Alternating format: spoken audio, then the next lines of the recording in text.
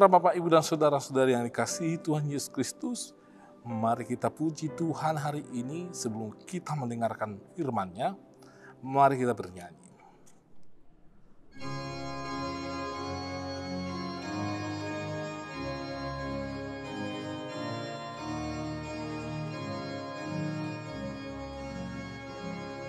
Sai martua dosudena naso saudurani dohot Allah nasuburu sian lapor seai naso ulung mangimuon tahirina jahani naso Allah sabudulan dohot pangirsai.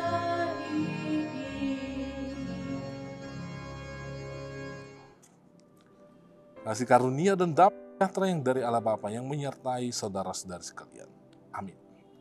Firman Tuhan bagi kita hari ini yaitu yang tertulis dalam Yeremia 31 ayat 14. Aku akan memuaskan jiwa para imam dengan kelimpahan dan umatku akan menjadi kenyang dengan kebajikanku. Demikian firman Tuhan. Bapak, Ibu, dan saudara-saudari, di dalam perjalanan hidup kita pasti selalu diwarnai oleh suka dan duka, sakit dan sehat, ada sukacita, ada yang berkabung, ada yang merasakan kegembiraan, tapi ada juga yang tidak gembira. Dan selalu hal-hal yang seperti ini selalu melintas di dalam kehidupan kita, yang bisa saja membuat kita menjadi kecewa, marah, atau tidak berdaya. Namun ketika hal-hal yang berbahagia datang, membuat kita menjadi orang yang sangat bersuka cita sekali. Tetapi, Bapak, Ibu, dan saudara-saudari, bagaimana kalau ternyata hal-hal yang menyedihkan yang datang di tengah-tengah kehidupan kita? Apakah di situasi yang demikian, kita memahami bahwa kebaikan Tuhan itu datang dan ada di dalam perjalanan hidup kita? Sebagian orang memahami bahwa ketika hal-hal yang sulit yang datang di tengah-tengah hidup mereka, mereka memahami bahwa sepertinya Tuhan, kebaikan Tuhan, berkat Tuhan sedang tidak berpihak kepada mereka. Hal ini juga dirasakan oleh umat Israel ketika mereka di pembuangan di Babel.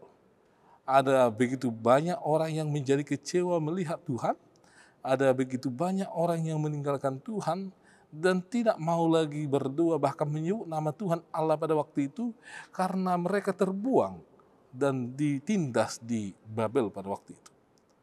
Namun firman Tuhan datang kepada mereka, Bapak, Ibu, dan saudara-saudari, di mana Tuhan mengatakan bahwa aku akan memuaskan jiwa para imam. Baru dengan kelimpahan, umatku akan menjadi kenyang dengan kebajikanku. Demikianlah firman Tuhan kepada orang-orang yang tersiksa pada waktu itu. Orang-orang yang ditindas pada waktu itu. Hal ini membuat umat Israel ada harapan bahwa Tuhan akan memulihkan pribadi mereka, memulihkan spiritualitas mereka atau kerohanian mereka.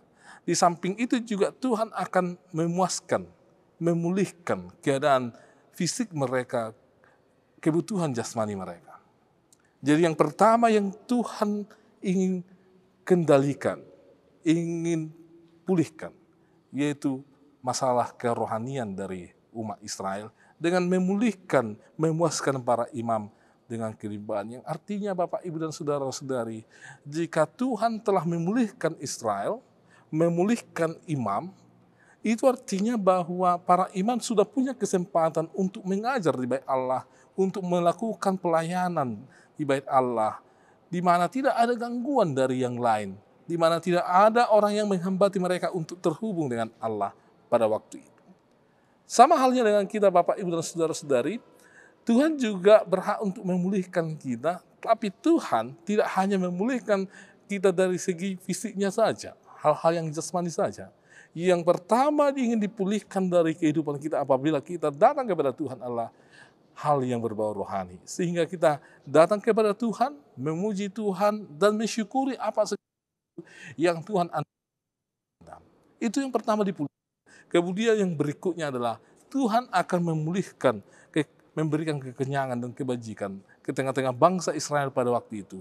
Sehingga mereka yang sebelumnya diperbudak bekerja adalah untuk tuannya. Namun ketika mereka dikembalikan kembali ke Yerusalem, mereka adalah bekerja untuk menggali potensi mereka, untuk menjadi kesejahteraan mereka, keluarga mereka, dan untuk masa depan mereka, Bapak Ibu dan saudara-saudari.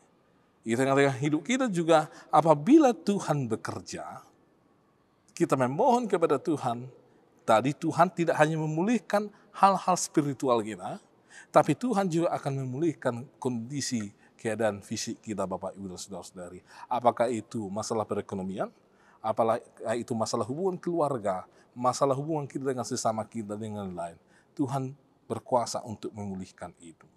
Oleh sebab itu, Bapak Ibu dan saudara-saudari, jika kita merasa orang yang sekarang ini tidak mampu tersisihkan, lihatlah, pandanglah bahwa Tuhan berkuasa untuk memulihkan kita, memulihkan iman kita, memulihkan hal-hal yang paling riskan di tengah-tengah hidup kita, termasuk juga memulihkan keadaan fisik kita, kebutuhan lahiriah kita.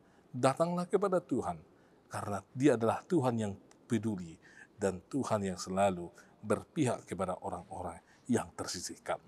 Amin. Kami sungguh bersyukur ya Tuhan, karena Tuhan adalah Allah yang begitu peduli, yang akan memulihkan segi kehidupan kami, baik itu iman, kepercayaan kami, termasuk juga ya Tuhan, kebutuhan-kebutuhan lahiriah kami, Tuhan akan pulihkan, sehingga kami semakin berdaya, dan semakin merasakan berkat-berkat Tuhan yang sungguh luar biasa. Oleh sebab itu ya Tuhan, kami serahkan hidup kami ke dalam tangan Tuhan, agar Tuhanlah menjadi Allah kami, dan kami menjadi umat. Dan kami percaya bahwa Tuhan juga akan melindungi umat Tuhan, jemaat-Mu, dimanapun mereka. Berilah kekuatan dan hikmat bagi mereka. Berkati keluarga dan berkati hari-hari mereka ya Tuhan, agar sukacita semakin dirasakan oleh umat Tuhan. Kami berdoa ya Tuhan buat gereja-Mu dan pelayanannya. Tuhanlah yang membimbing kami, agar setiap yang di gereja kemuliaan nama Tuhan. Kami tahu bahwa kami manusia yang penuh dengan dosa, ampuni kami sehingga kami layak di hadapan-Mu. Hanya dalam Kristus Yesus kami berdoa dan mengucap syukur. Amin. Anugerah dari Tuhan Yesus Kristus, kasih setia dari Allah Bapa, dan persekutuan dari Roh Kudus menyertai kamu sekalian.